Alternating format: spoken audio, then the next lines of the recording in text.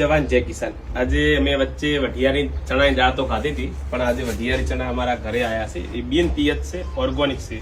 અને ખરેખર જીવનમાં વઢિયારી ચણાની દાળ ના ખાધી હોય તો જીવનમાં કોઈ ના કહેવાય. બત્રી ભોજન આગળ ફીકું લાગે એમ કહી શકાય. સાહેબ હા, અરખાબી જસુભાઈ નાડુદા અને હા સાહેબ પરબતભાઈ નાડુદા, એ પણ તમારા બધા વઢિયાર પંથક ખરેખર બધા બહુ લાગણીથી અને જો એક કટ્ટું ભરીને લાયા છે, તો એમનો આભાર માનું છું. અને ખેડૂત તો ખરેખર આમ તો ખવડાવતો જ આવ્યો છે, અન્નદાતા કહેવાય એને. એટલે ખૂબ ખૂબ આભાર તમારો.